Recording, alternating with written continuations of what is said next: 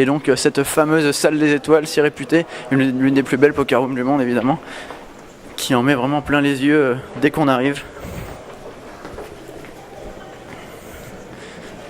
Voilà, vous pouvez vous émerveiller.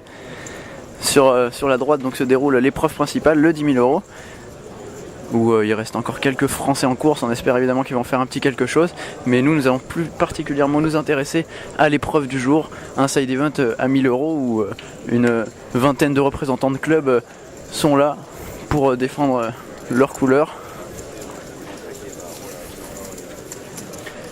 Donc voilà, ces side events ont la chance d'offrir des structures plus que potables.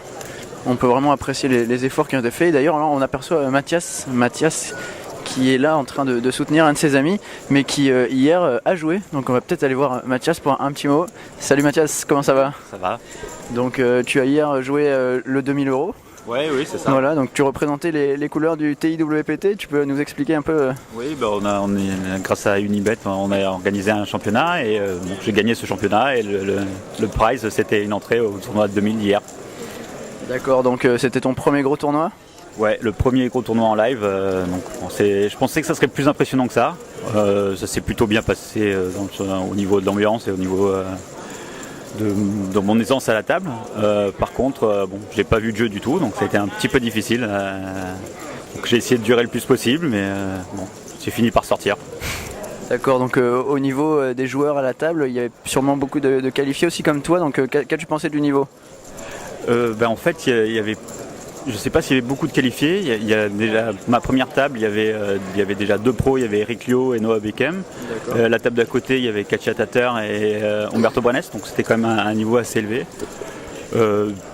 Finalement, c'était pas forcément les joueurs les plus difficiles à jouer. Il y en avait plutôt des gens qui, je ne sais pas s'ils avaient été qualifiés ou s'ils avaient suffisamment d'argent pour se payer le buy-in, mais qui collaient tout, qui jouaient un peu n'importe comment, pas trop facile à lire, donc surtout quand on n'a pas de jeu. D'accord. J'imagine que ça reste quand même une très belle expérience, même s'il n'y a pas eu le résultat au bout, ça donne envie de la renouveler. C'est une super expérience, mais bon, de toute façon je ne m'attendais pas à plus que ça, je suis très content et puis je peux prêt à recommencer n'importe quand, quoi. Voilà. Merci Mathias.